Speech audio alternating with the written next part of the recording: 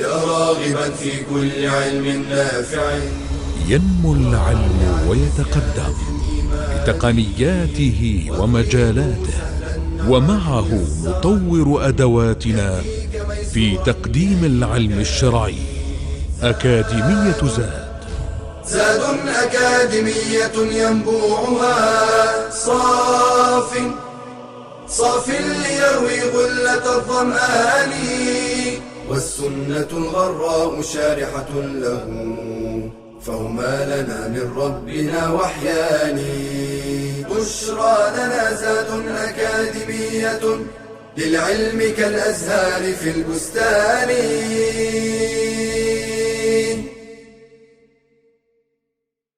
Assalamu alaikum wa rahmatullahi wa barakatuh. Welcome back, my dear students, with the 13th hadith in the second level of the prophetic noble hadith. Alhamdulillah wa salatu wa salamu ala nabiyhi Mustafa wa ba'd. The narrator of this hadith is Adi ibn Hatim al-Ta'i. May Allah be pleased with him. Who said that the Messenger of Allah, peace be upon him, said, "There is no one among you but Allah will speak to him without an interpreter. He will look to his right and he will see nothing but the deeds that he has sent on ahead. And then he will look to his left and he will see nothing but the deeds that he has sent on ahead. And he will look in front of him, he will see nothing but the fire of hell facing him. So protect yourselves from the fire, even by means of a half-date." In another narration, he said, "Protect yourselves even by the means of a good word." By the way, this hadith is a highly profound hadith and it is agreed upon its authenticity. I'd like to share the hadith with you one more time. The Messenger of Allah, peace be upon him, said in this hadith, "There is not a single one of you, but on the day of judgment, Allah will speak to him. And he will speak to him without an interpreter, without a translator. He will look to his right and he will see nothing but the deeds that he has done during his life. He will look to his left and he will see nothing but the deeds that he has done on ahead. And then he will look in front of him and he will see nothing but the fire of hell facing him." So the Prophet ﷺ advised, protect yourselves against the fire of hell, even by the means of giving away a half-date, in another narration, by the means of a good word. As usual, the narrator of the hadith, we need to learn a little bit about him before we delve into the meaning of the hadith and what we benefit out of it. Adi ibn Hatim al-Ta'i. For the first time, in order to identify somebody, you speak about his father. Hatim al-Ta'i was known as the most generous person in the entire peninsula. He died unfortunately as a disbeliever, as a kafir. Akramul Arab. Obviously, after Prophet Muhammad ﷺ came, he was the most generous of all people.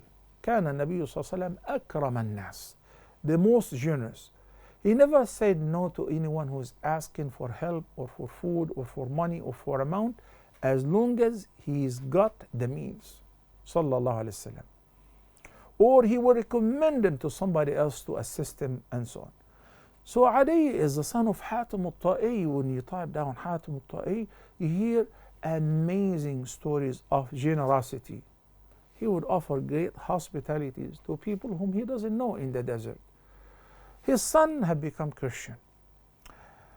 His daughter, Hatim's daughter, Safana, was taken as a captive, and when the Prophet ﷺ honored her and released her, and he sent her home and he provided her with clothes and money and so on, she came to her brother Adi ibn Hatim and she convinced him, "You must go and meet with this man.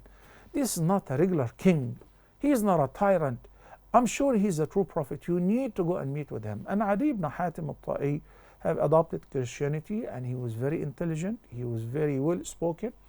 So he decided to come and visit with the Prophet ﷺ. And when he came and he mentioned a few observations, he recognized that this man is no king, this man is no tyrant, he must be a prophet. So he accepted Islam, he took Shahada, and he became one of the great companions of the Prophet ﷺ. And he narrated some ahadith, and he joined many of the battles. Even with the Sahaba, he fought alongside with Ali ibn Abi Talib radiallahu anhu. He attended the battle of Al-Jamal, and he lost one of his eyes. Then he attended the following one, the battle of Siffin, and he also lost the second eye. And he died, may Allah be pleased with him, on the year 66 after the migration of the Prophet sallallahu alaihi wasallam. As usual, some of the phrases that we need to get acquainted with before we delve into the general meaning of the hadith. When the Prophet ﷺ says, so protect yourselves from the fire even by the means of a half date or by a good word. You know that in Surah Al-Zalzalah, the Almighty Allah says, فَمَنْ يَعْمَلْ مِثْقَالَ ذَرَّةٍ خَيْرًا يَرَهُ. Whosoever does an atom weight of good shall see it. وَمَنْ يَعْمَلْ مِثْقَالَ ذَرَّةٍ شَرًّا يَرَهُ. Likewise, whoever does an atom weight of evil shall see it. So the Prophet ﷺ is asking us not to belittle any good deed, even if it is given in a charity, a half date. It will benefit you. It may protect you against the fire of hell. Even if it's something even lesser than that, an atom weight of good. So the Messenger of Allah, peace be upon him, is encouraging us and is reminding us, he's advising us to increase doing good deeds in various fields to the best of our ability, because this is what will benefit us on the day of judgment. What if you can find anything? Then a good word, a smile. When you smile upon meeting others, that's an act of charity. If you intend so, greeting one another, saying Assalamu alaikum, 10 good deeds. Assalamu alaikum wa rahmatullah, 20 good deeds. Assalamu alaikum wa rahmatullahi wa barakatuh, you earn 30 good deeds. So do not waste a chance where you can earn good deeds, because you will most definitely need them on the day when you will look right, you will see nothing but your deeds, left nothing but your deeds, good and bad, and in front of you, ahead of you, nothing but hellfire. You want to protect yourself against it? Then do as many and as much good deeds as possible. Financially giving in a charity, physically helping others, or by a good word. And if you can find, then at least zip off your mouth and protect others from the evil of your tongue. That's also a good deed for you. In this hadith, the Messenger of Allah sallallahu alaihi wasallam explained that the Almighty Allah will definitely speak to each and every one of us on the day of judgment without an interpreter. So those who spoke Urdu, those whose mother tongue was French, Indian, Japanese, Chinese, English, Spanish, it doesn't matter. Allah doesn't need an interpreter to speak to anyone. Allah will speak to every one of us on the day of judgment. And when the person admits his or her sins, as in one hadith, then he will realize that he's doomed, he's ruined, because look at that. I have a lot of bad deeds, and some people don't have any good deeds, but they were believers. They said, La ilaha illallah Muhammadur Rasulullah, sincerely. They didn't deny any of Allah's traits. They didn't refuse or deny any of Allah's ahkam of do's and do not do's, but they were lazy. They committed a lot of sins. Allah is the most merciful. He may forgive all sins as long as the person is a believer. Of course, you don't rely on that, because you might not be eligible for forgiveness. You need to work hard to earn good deeds as much as possible, because the Almighty Allah said, فَمَنْ يَعْمَلْ مِثْقَالَ ذَرَّةٍ خَيْرًا يَرَهُ. And in another ayah, فَأَمَّا مَنْ ثَقُلَتْ مَوَازِينُهُ in Surah Al-Qari'ah. It's all about weighing the good deeds versus the bad deeds. If one's good deeds are heavier, they outweigh the bad deeds, he's saved. But if one's bad deeds outweigh his good deeds, he's ruined. فَأُمُّهُ هَاوِيَةٌ وَمَا أَدْرَاكَ مَا هِيَ. What would be his abode? نَارٌ حَامِيَةٌ, the blazing fire. May Allah protect us against that. In one of the narrations, when the person believes that certainly he is doomed, the Almighty Allah will surprise him with the shocking great news, with the good news, the glad tidings.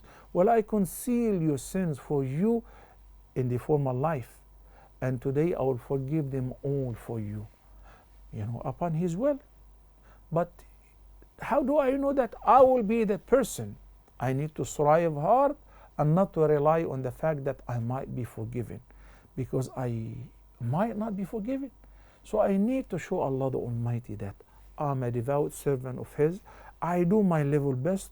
I do not hesitate to do any good deed. I do not belittle any good deed, even if it is just giving a half deed in a charity, even if it is just simply helping somebody to ride on the back of his mount, or offer any physical help, or moral support, or a good word that you say, you will be rewarded for that indeed.